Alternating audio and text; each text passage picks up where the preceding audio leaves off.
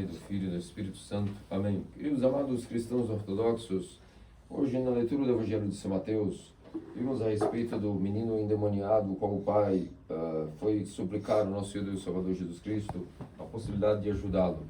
Se nós formos observar o complemento que essa narração desse Evangelho tem nos outros evangelistas, somando também as explicações de nossos santos padres, nós podemos tirar boas conclusões a respeito desse episódio, onde o pai se direciona para Jesus Cristo, pedindo que cure o seu filho endemoniado, pois era lunático e às vezes se jogava no fogo, às vezes na água.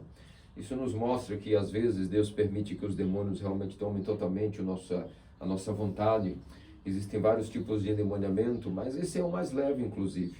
Esse, na verdade, é, às vezes, devido à falta de arrependimento de algum pecado, para que a pessoa possa entrar em algum tipo de conclusão. Deus permite esse nível de endemoniamento mais suave, que é justamente a perda total do livre-arbítrio, da vontade, e essa vontade tomada pelo demônio, ou pelos demônios, de tal maneira que a pessoa, tudo que ela fizer naquele momento, não será imputada a ela. Tão desequilibrada talvez fosse, se tivesse sua vontade livre. Deus permite que os demônios temporariamente invadam o intelecto, se apoderem da mente, e assim a pessoa pelo menos estará aliviada por uma temporada da sua vida e não cometer aquilo que comete conscientemente. Mas esse nível de endemoniamento, como nós já vimos em outros tipos em outras narrações do Evangelho de São Mateus, de São Lucas, ainda é a maneira mais leve de endemoniamento. A mais grave é que é imperceptível, é que não tem nenhum sinal de urro, de violência, de se jogar no fogo, na água, de urrar, de ter uma força descomunal maior do que monstros. Não é isso. O maior endemoniamento é aquele onde nós imperceptivelmente, de maneira não percebível, aparentemente estamos normais, mas infelizmente fomos arrancados dos ofícios da Igreja Ortodoxa. Aqueles que são batizados e devagarinho, 1 domingo, 2 domingos, 3 domingos, vão deixando de vir comungar os santos dons. Só há um interessado de que as pessoas possam se afastar dos ofícios e se afastarem do Deus que se fez homem e se dá gratuitamente, sem cobrar um só centavo, o seu corpo e sangue cheios de eternidade, de vida eterna, de divindade.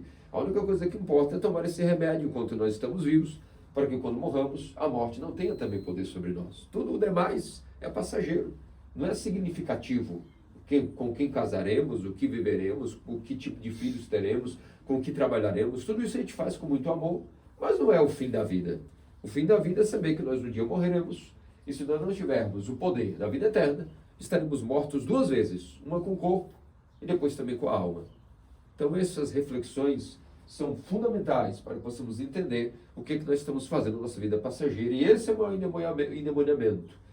De maneira imperceptível, a gente vai se afastando daquilo que é o calor do ninho da galinha que reúne seus pintinhos debaixo de suas asas, como nosso Senhor Jesus Cristo proclamou quando disse: "Ó Jerusalém, Jerusalém, como me dói saber que não sobrará na verdade pedra sobre pedra. Como durante tempos e tempos eu tentei te reunir, como a galinha reúne os pintinhos debaixo das asas. Mas a verdade é que não sobrará pedra sobre pedra", profetizando justamente não só a queda de Jerusalém, mais ou menos no que diz respeito ao ano 70 depois de Cristo, mas simplesmente referindo-se à tragédia que seria que o povo judeu não estava acolhendo a sua boa nova. E isso mostra que no Senhor Jesus Cristo existe uma só coisa que realmente pode agradar muito a Deus, e essa única coisa que também pode desagradar muito a Deus. E isso diz respeito justamente àquilo que é a nossa fé. Foi dito no Evangelho de hoje que esse homem procurou nosso Senhor Jesus Cristo para poder pedir a cura do seu filho. Se nós vemos as outras narrações do Evangelho de São Marcos e de São Lucas, nós vemos que há um pequeno complemento aí. E quando ele se aproxima de nosso Senhor Jesus Cristo pedindo a cura do filho, ele diz: "Senhor, se podes, cura o meu filho que é lunático." E nosso Senhor Jesus Cristo disse a ele: Como podes? Como assim como podes? Se tiverdes fé no tamanho de uma semente de mostarda, até mesmo direi a essa montanha: move-te daqui, move para colar, e ela se moverá. Então vemos que, na verdade, a primeira coisa que nós concluímos do Evangelho de hoje é que esse pai procurou nosso Senhor Jesus Cristo não com fé devota de que ele poderia curá-lo, mas com uma possibilidade a mais. Isso é provado, quando ele diz, se puderes, ou seja, dentro das coisas que eu estou tentando, se é que falam que realmente tu és um profeta, que tens curado as pessoas, quem sabe você também não possa curar o meu filho. E nosso Senhor realmente disse, como assim que se pode? Tudo é possível para aquele que crê. Tudo é possível para aquele que crê. Então, meus amados cristãos ortodoxos, vemos que a fé é a base de toda a nossa salvação. É pela fé que nós chegamos ao batismo, que é a participação da morte e ressurreição de nosso Senhor e Deus Salvador Jesus Cristo. Sem a fé nós nunca chegaremos ao batismo. E ao mesmo tempo, após sermos batizados, a fé que existe em nós, ela é mais ainda aprofundada pela graça de Deus. Mas sem a fé nós não teríamos chegado no primeiro remédio, que é o mistério do batismo. Não teríamos a participação na ressurreição, da morte e ressurreição de Cristo, que cura a nossa alma, ela morre e ressuscita com Cristo. Da mesma maneira, após o batismo, nossa fé é aprofundada, é fortalecida pela graça de Deus. E vemos, portanto, que de tudo depende a nossa fé. Até mesmo montanhas poderiam ser movidas pela fé. Nada é impossível para aquele que tem fé. De fato, os apóstolos moveram montanhas enquanto vivos, e santos depois também moveram montanhas pela fé. Até recentemente, em 1959, quando faleceu São João Romeno, São João de Cosevá, sabemos que ele também, quando foram encontrar os escritos do Mar Morto, na Terra Santa, debaixo do monastério de Waldkelt, um monastério dedicado justamente àquilo que era a base o penhasco onde está a caverna de Elias e a caverna de São Joaquim, que deu origem justamente àquele monastério de Waldkelt, ou seja, do Vale de Kevelt, seria a tradução adaptada ao português, da linguagem árabe, seria o deserto de Wadi Kelt, ou seja, o Vale de Kevelt, onde nesse vale temos o penhasco onde Santo Elias encontrou a Deus, e ali viveu São João Romeno, de fato, para novamente encobrir as relíquias dos santos que estavam sendo profanadas, ele simplesmente pediu que o monte se levantasse e cobrisse as relíquias, e isso foi feito. E aqui não há 1000 anos atrás, aqui já no século XX, anteontem, em 1900, na década de 50. E por isso vemos que não é grande coisa para aquele que tem fé mover montanhas. Porém, nosso Senhor, quando está se referindo a montanhas, é um sentido duplo também. Quando ele diz assim, para aquele que crê, diga essa montanha, vai para daqui, vá para colar, ela vai, se refere também aos demônios, às nossas paixões, nossos vícios, que são montanhas muito mais difíceis de mover do que montanhas físicas. Não é difícil que aquele tenha fé, diga, montanha, mova-se. A grande questão é, para que fará isso? Para o seu alter ego, como a façanha, quase como uma bruxaria, para fazer um espetáculo, ou na verdade entregando-se totalmente nas mãos de Deus para fins de fazer a sua vontade e como produto, Cristo que faz o que quer através de seus santos. Porque às vezes as pessoas também confundem a fé fictícia, a fé mental que nós queremos projetar pelo nosso próprio ego e ganância e vaidade, ou seja, a fé, há dois tipos de fé. Uma fé que ela é fake, ela é baseada mais no nosso ímpeto pessoal, na nossa personalidade. E nós achamos que porque a gente tem fé em Cristo, que tudo que nós vamos pedir Ele vai nos fazer até como milagres e prodígios. Isso não é uma fé baseada em Cristo. É uma fé baseada na sua própria vaidade, e então, às vezes, realmente a pessoa estará fora de prumo. E vai realmente pedir em nome de Deus que algo se faça, e nada ocorrerá, porque esse tipo de fé é baseado no seu próprio alter ego. A pessoa está centralizada nessa suposta fé dela. Agora, é diferente da pessoa que tem fé em Cristo, completamente com fé em Cristo, na necessidade da ocasião, Cristo realiza através dele um milagre até maior do que mover montanhas. Como, por exemplo, ressuscitar os mortos. Quantas vezes na Igreja Ortodoxa houve o milagre da ressurreição dos mortos? O milagre de vencer a morte, como nós vemos que o ditado no português diz, há remédio para tudo, menos para a morte. Mas, na verdade, não é assim. Na Igreja Ortodoxa sabemos bem que até para a morte há remédio. E esse remédio foi a própria morte, a morte de Cristo, que ressuscitou, vencendo a morte. Portanto, nós vemos que a fé é a base de tudo. A fé é o que nos faz garantir a nossa salvação, porque é pela fé que chegamos ao batismo, e após o batismo essa fé é mais ainda aprofundada. Ela aumenta o seu poder devido à graça que nós recebemos. Ela se fortalece, ela se aprofunda.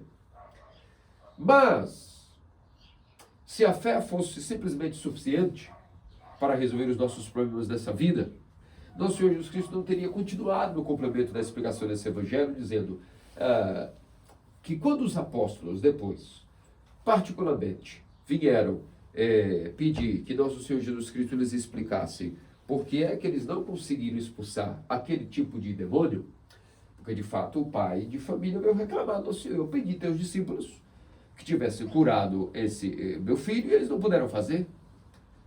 E nosso Senhor Jesus Cristo disse: ó geração incrédula, ó homens de pouca fé, até quando estarei convosco? Não há nada que aborreça mais a Deus do que a falta de fé. E então os discípulos perguntaram ao nosso Senhor Jesus Cristo: será que nós perdemos os talentos que tu havias nos dado, quando nos escolheu entre os 72? Será que perdemos o poder de expulsar demônios? E na verdade não é somente pela, talvez, a fraca fé dos apóstolos, que eles não puderam expulsar os demônios. Nós vemos na narração dos evangelhos, complementariamente falando, que nosso Senhor Jesus, que foi dito também que nosso Senhor Jesus Cristo admoestou esse pai acerca da própria fé dele mesmo. Como o São João Crisóstomo nos explica a respeito das explicações para este evangelho, é muito provável que a fé pouca não era dos apóstolos. É muito provável que quem tinha pouca fé é esse mesmo pai, que foi com pouca fé pedir a cura aos apóstolos, e por isso os apóstolos não realizaram o milagre, porque o próprio pai não tinha fé total, que era possível a realização desse milagre do filho ser curado da possessão demoníaca. E isso é muito bem comprovado, essa hipótese, pelo fato do pai ter se aproximado do nosso Senhor Jesus Cristo e dito: se podes, caso possas, cura meu filho. Então isso já denota que havia uma pouca fé pela própria iniciativa do pai. E nosso Senhor Jesus Cristo complementou dizendo: veja bem, esse tipo de demônio, explicou aos discípulos em particular, veja bem, não é a questão de que vou explicar a vós, vou vos explicar por que é que não puderam expulsar essa casta de demônios. Porque essa casta de demônios só é expulsa senão através do jejum e oração. Aqui nós vamos aprender, meus amados cristãos ortodoxos, que a fé em si só é a base de nossa salvação, mas ela por si só não é suficiente. Se nós não colocarmos além da fé aquilo que é a confirmação da nossa fé através de nossas ações, de nossos atos, de nossas obras, nós teremos apenas uma fé de boca. E é muito fácil dizer que tem fé através da boca. Todo mundo poderia dizer que tem fé. Eu tenho fé, eu tenho. Nós só sabemos que temos fé. E só desenvolvemos e desembrulhamos aquela fé que nos foi dada como um presente antes do batismo, para chegarmos à verdadeira ortodoxia, para ganharmos o batismo, e após o batismo a nossa fé ser até fortalecida pela graça. Isso foi um dom. É um dom que Deus nos deu ter chegado à igreja ortodoxa. É um dom que Deus nos deu ter descoberto isso. Até mesmo numa terra estrangeira, numa terra alheia à verdade, uma terra imersa na ignorância, no papismo, no protestantismo, em tantas heresias que destroem a fé do homem na verdade. E mesmo assim, Deus, no continente americano, da América do Sul, no Brasil, um país tropical, que nada tem de fé ortodoxa, mesmo assim nós chegamos a essa fé. Isso foi um dom que Deus nos deu, que nos fez chegar ao batismo, e após o batismo essa fé foi até fortalecida e aprofundada. É um presente que foi nos dado. E nesse presente nós temos agora que fazer a nossa parte, que toda pessoa que ganha um presente, se ela não desembrulha, ela é um ingrato. Quem vai pegar o presente e guardar na prateleira sem nem ver, isso é ingratidão, é uma desconsideração muito grande. Então, se fosse necessário só a fé, era uma coisa. Mas a fé é como ganhar um presente.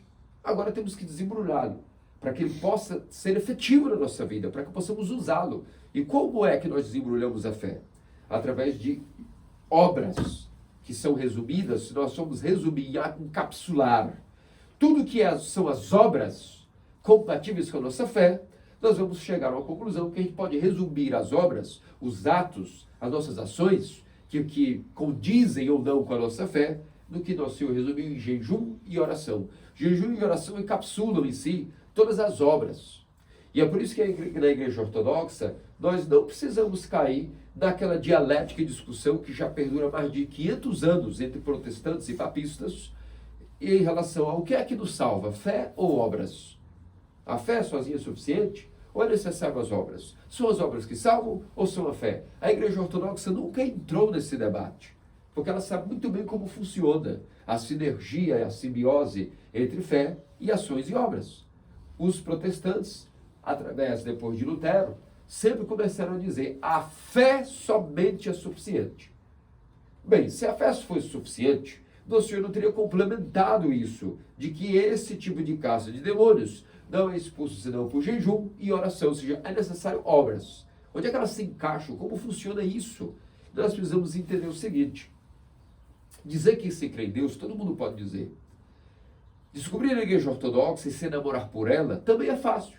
Nós vamos descobrir, ver a beleza dela, os ícones, até os sermões que fazem sentido, que nos explicam detalhes que nós nunca havíamos escutado em outras denominações. Nós vamos vendo a beleza dos ofícios, e tudo isso pode ser apenas uma fé da boca para fora. A gente só vai saber se realmente a gente crê quando a gente professa essa fé. O que é professar a fé? Dar um testemunho dessa fé através de um estilo de vida, de obras que vão desembrulhar esse presente para nós. Senão é só uma fé de boca. Qualquer um pode dizer que crê. Então a primeira coisa é começar a confessar a Deus, ou seja, confessar através da fé, executar esta fé através de ações. Isso é confissão, ou seja, a fé em ação. Isso é um cristão ortodoxo, aquele que confessa cotidianamente a sua fé através de um estilo de vida, através de levantar de manhã e não dizer eu creio em Deus, mas dizer eu irei fazer a oração da manhã, irei me prostrar diante do meu ícone e ter uma relação com o meu Deus, desembrulhar essa relação com o meu Deus, porque só eu levantar e dizer creio em ti, amém, me abençoa, seguirei para o meu dia. Eu não vou dizer que é uma oração inútil, mas isso não é a confissão de fé que se espera de quem diz que crê em Deus e crendo que vai o amar e o servir bem. Então é necessário uma execução, uma fé com ação. Fé sem ação não existe. É por isso que já existe a palavra confissão, ou seja, você vai professar a sua fé em ação, senão ela é uma fé morta. Então a igreja ortodoxa nunca ficou presa a essa dialética. Só a fé é necessária? As obras, por exemplo, são necessárias, suficientes? Como é isso? Fé sem obras é morta, já diz a epístola do Santo Apóstolo Tiago. Significa que a nossa fé, além da boca, ela precisa de ações, de atos, de obras, que nós vamos professar através do nosso estilo de vida, que se resume naquilo que é jejum e oração.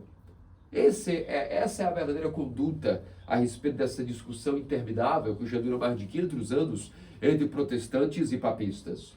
Se a fé basta, Lutero diz que sim, não precisa mais nada, só a fé já nos salvou. Na igreja ortodoxa, nós não ficamos presos a isso. Nós dizemos só nosso Salvador, só Jesus Cristo salva. Então qual é o papel da fé e das obras? Aquilo que eu estou explicando, uma confissão de fé daquele que nos salvará, que nos salva e que faz tudo por nós através de nós, desde que, claro, nós desembrulhemos esse presente. O presente dado tem que ser desembrulhado, tem que ser colocado para utilização na nossa vida. Porque o que vai acontecer é o seguinte: a fé que nós recebemos ontem, tudo que nós recebemos ontem de fé, se hoje nós não adubamos e não irrigamos essa semente, vamos assim chamá-la aqui, o que acontece? Vale a pena eu colocar a semente com fé no solo e dizer, ela vai crescer? Não. Se eu não tiver primeiro analisado se o terreno é fértil, se eu não ter colocado apenas primeiro um adubo e irrigar, essa semente vai germinar por si? Não vai. Em terreno duro, a semente não vai germinar. Em terreno espinhoso, ela vai ser sufocada. Em terreno pedregoso, ela pode até brotar, mas ela não cria raízes. Ela só cria raízes em terreno fértil.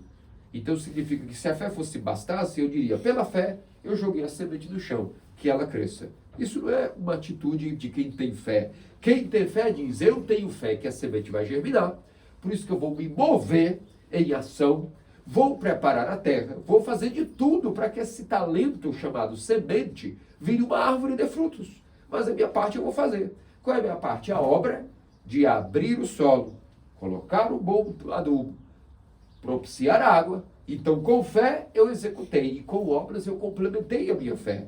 Isso é um exemplo que nosso Senhor usou várias vezes no Evangelho, que é um exemplo que mais nada como agricultura e pecuária, para ensinar a nós verdades profundíssimas que nós não abarcaríamos com a inteligência humana. É por isso que nós temos que sempre utilizamos de ovelhas, de cabras, de rebanho, de plantação, de semente de mostarda, de árvores maiores que é capazes de servirem para abrigo das aves aladas, das criaturas aladas do céu. 90% da pregação de Cristo são parábolas que usam da nossa vida de cotidiana mais importante, que é o setor primário da nossa vida, chamado agricultura, pecuária, o ecossistema que Ele nos deu para viver. Para que ninguém possa, na hora do juízo, dizer, eu não entendi. Como não entendeu? Existe uma semente é um talento, ela é, por exemplo, a fé. Só pela fé, pela sua boca, essa semente germine, joguei, ela vai ser magicamente germinada? Não vai. Você vai perder tempo. É uma fé fraca, é uma fé que nós estamos criando uma fé fictícia. Fé verdadeira, eu tenho fé que a semente germinará. Então eu vou fazer minha parte também, que é colocar adubo, é irrigar, e eu vou semear com fé em Deus, de que essa semente germinará. Então o que eu fiz com esse dom? Eu preparei para que ele fosse desembrulhado. E assim como a semente se desembrulha, por assim dizer, ela germina, depois ela vira um arbusto, primeiro para o estado de plântula, depois para o estado de arbusto, depois vira uma árvore lenhosa, depois ela começa a trabalhar e dar frutos, e chegou ao seu objetivo final. Assim é a nossa vida cristã. O objetivo é um fruto, e esse fruto é a união total com Deus. Isso não vai ocorrer se primeiro nós não formos cuidando da semente que nos foi dada como talento, a fé. Depois a fé foi fortalecida pelo batismo. E após o batismo nós temos que dar o adubo e a irrigação que ela precisa, que é constantemente a comunhão frequente. Um estilo de vida compatível, obras, atos, ações compatíveis com essa fé, para que ela possa se desembrulhar, para que ela possa germinar, para que ela possa se desenvolver. O que acontece? Se nós não trabalharmos a fé que nós recebemos ontem, ela vai começar a diminuir. Uma hora ela vai desaparecer, e uma hora nós não teremos mais fé. É por isso que se explica a quantidade de pessoas hoje que viram ateus, ou que mesmo na igreja ortodoxa vão abandonando os templos, porque elas chegam até na fé, mas não desenvolvem esse presente, não desembrulham ele. E isso não é algo que só monges vão fazer nos mosteiros, é o papel de todo cristão no mundo. O Evangelho foi escrito para cristãos ortodoxos, não para monges. Monges nem existiam como instituição ainda, quando o Evangelho foi ditado por Nosso Senhor e foi depois escrito pelos apóstolos. Todos os dons que nós recebemos precisam ser desenvolvidos, desembrulhados, senão eles depois perdem o efeito. É uma coisa até econômica de se imaginar. Todo aquele que não trabalha pelo que tem, até o que tem, acha que tem, mas não tem, perde. Parábola dos talentos. Por isso, meus amados cristãos ortodoxos, a fé precisa de confissão.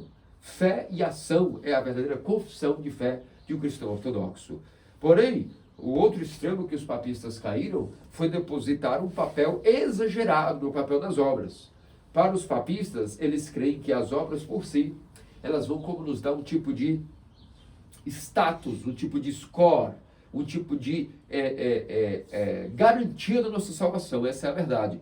Deposita-se nas obras a garantia de ser salvo. Como, por exemplo, que as minhas boas obras, minhas ações, minhas façanhas, a minha caridade, minhas esmolas, os meus atos como um todo, eles vão garantir-me a minha salvação.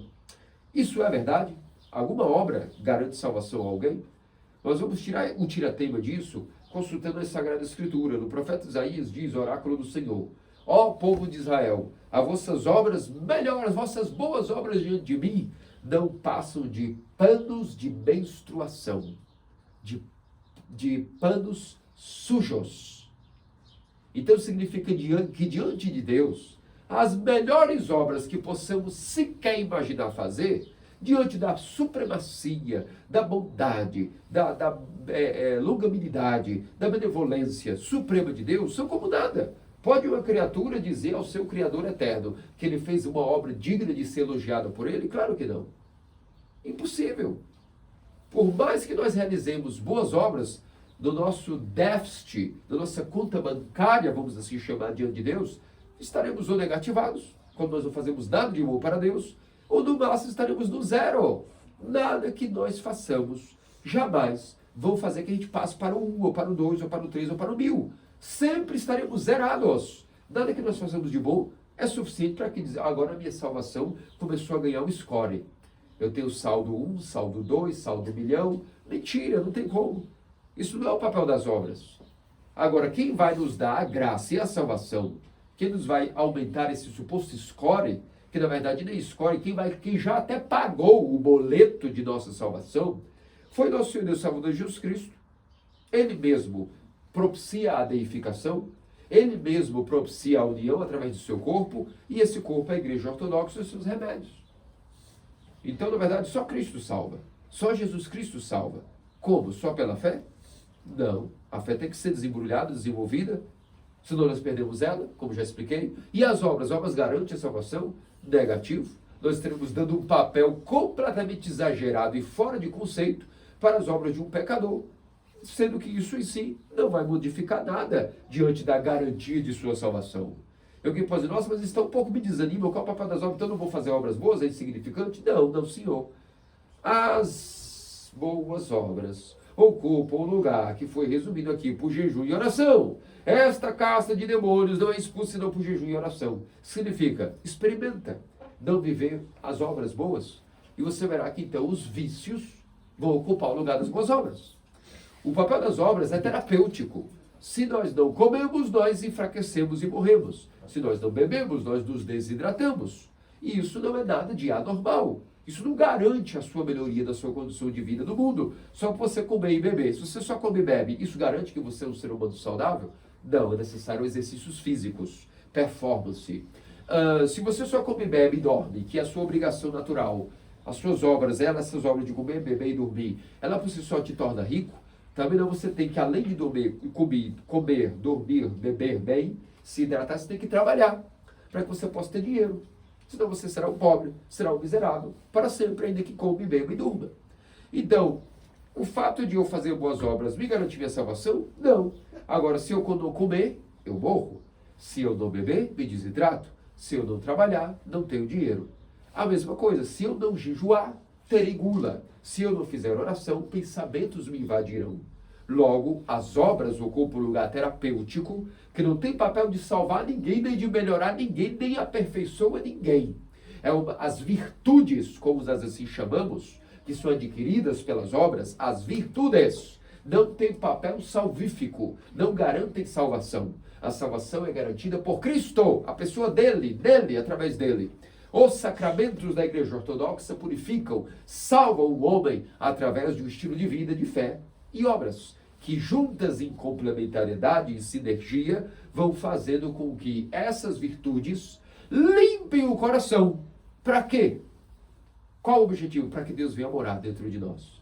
Quando as obras boas nos dão virtudes, que essas virtudes nos protegem dos vícios, e não tendo uma vida baseada em vícios, temos uma vida baseada em virtudes, o coração fica protegido e a mente da invasão dos demônios e dos vícios. Estando protegido como sentinela e o soldado, então nós temos agora um coração que pode ser purificado pelos remédios.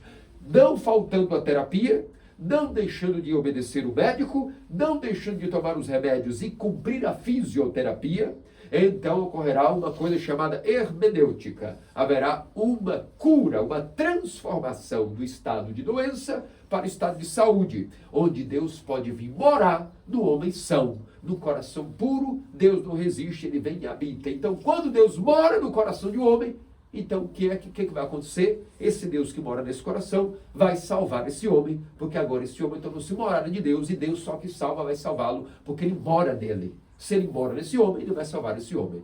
Entenderam bem como é o procedimento? Entenderam a importância de como o evangelho tão curto pode ser dissecado em tanto conhecimento, mas que não fique apenas na linha do conhecimento da informação, que vire ação, que vire confissão, estilo de vida capaz de fazer com que Deus, purificando-nos, venha também morar em nós. E tudo isso não é difícil se nós simplesmente dermos a nossa boa vontade, começarmos devagarinho, nos esforçando, e Deus poderá nos dar uma fé maior do que a gente possa imaginar, capaz de não só mover montanhas, mas fazer o maior milagre de mover a montanha de demônios da nossa existência, e nisso poderemos ter o maior dos milagres, que é que Deus venha morar dentro de nós. Hoje nós comemoramos um milagre que mostra que para aquele que crê nada é impossível. E que quando a fé ortodoxa é ameaçada, Deus também trabalha em favor do homem, porque sem essa fé nós não teríamos a nossa salvação. Sem essa fé, nós estaremos nem chegando ao batismo. E quando a nossa doutrina é atacada, sempre Deus vai em favor de seus santos. Hoje nós criamos os chamados 7 jovens adormecidos de Éfeso. Houve um tempo que o dogma da ressurreição estava sendo negado, estava sendo posto em xeque, estava sendo como que combatido. Como assim, uma certa vez os saduceus tiveram dúvidas se havia ressurreição após a morte, a igreja ortodoxa começou a ser permeada com alguns hereges que estavam propagando que a ressurreição, na verdade, talvez de Cristo, era algo que não ocorreu tal como ocorreu. E então nosso Senhor Jesus Cristo providenciou um milagre, que depois vocês podem ler em detalhes na publicação no nosso jornal, a respeito de 7 jovens que acabaram por uma questão de um mal-entendido, indo parar numa caverna, devido à perseguição, por não negarem a fé em Cristo. Foram ameaçados de todo tipo de calúnias, de torturas, de condenações, e o julgamento final foi que eles iriam ser mortos por uma morte chamada enterro e sendo selados, um sepultamento forçado numa caverna. Era um tipo de tortura que também existia. E jogaram nessa caverna, selaram a caverna e esses ficaram aí. Deus foi tão misericordioso com esses 7 jovens que eles adormeceram, caíram no sono e foram preservados durante 200 anos em um sono profundo. Depois, passou um tempo, houve certas circunstâncias e acabaram descobrindo a entrada daquela caverna. Acabaram 200 anos depois, aquela caverna foi descoberta por algum motivo, que vocês podem ler os detalhes. E esses jovens foram acordados, despertados pela graça de Deus, e tinham a mesma idade que tinham. Passaram 200 anos e estavam apenas em um sono profundo. Foram preservados 200 anos em uma caverna em Éfeso. Quando eles saíram, eles começaram a caminhar e perceberam que estavam em outra época. Ficaram completamente como se fosse uma viagem, talvez, ao futuro. E foram se dando conta que, na verdade, eles não haviam morrido. Houve aquele milagre. E quando eles foram na cidade tentaram informar aquilo, eles estavam ainda guardando nos seus bolsos algumas moedas de sua época. E naquele momento eles foram até presos e levados ao governador local, porque foram presos pelo crime de estarem utilizando moedas já não em circulação, como se fosse uma falsificação do dinheiro atual, como se fosse um tipo de tráfico de câmbio não permitido, e foram levados, portanto, ao governador, e foi se perguntado por que é que, de fato, eles estavam carregando dinheiro antigo que não devia mais circular. E eles contaram o milagre, contaram totalmente aquilo que ocorreu. Obviamente ninguém acreditou neles. Então, eles pediram que fossem checar a caverna, e aí descobriram realmente que eles estavam falando a verdade, através do selo que olharam realmente bem, analisaram, e havia um selo datado pela própria, vamos dizer assim, o brasão daquela época, com data, com tudo, né? E viram realmente que esses jovens estavam realmente falando a verdade. Deus provou, portanto, a revelação que foi dada ao clero naquela época foi a seguinte: como há 200 anos estavam negando, ou seja, nosso Senhor Jesus Cristo sabia, que 200 anos depois daquela condenação daqueles jovens, haveria na igreja uma crise a respeito do dogma da ressurreição. Previamente, Deus, que é onipotente e onisciente, tudo sabe, providenciou que esses jovens fossem desacordados no momento que a igreja estava em crise, sendo atacada pela dúvida a respeito do dogma da ressurreição. E no momento oportuno, com muita antecipação, Deus já havia preparado que 200 anos depois eles seriam úteis para fortalecer na igreja aquilo que era a confirmação de que, claro que Cristo ressuscitou e que haverá a ressurreição dos mortos. Se Deus pode preservar esses jovens 200 anos dormindo, não é óbvio que, se Ele quiser, Ele faz com que o cadáver regenere-se completamente e possa, regenerando-se, ressuscitar com o seu corpo incorrupto a mais ou menos os seus 33 anos de idade. É a idade física que todos nós iremos ressuscitar. Por que 33? Porque nós sabemos que o auge do homem, isso para a mulher modifica-se bastante devido ao seu sistema biológico, mas o homem chega no seu auge físico aos seus 33 anos e pode manter isso, depende do seu estilo de vida. Mas ele chega ao auge, nenhum homem tem o máximo de força antes de 33 anos. Isso hoje é até comprovado hoje pelo tanto que se fala em vida fitness, já se comprova que o que se acha que a performance máxima é aos 18, aos 20, não, para aquele que sempre, claro, para aquele que sempre foi saudável e se mantém em um bom estilo de vida, o auge de sua performance física, de seu temperamento, da sua inteligência, chega aos 33 anos.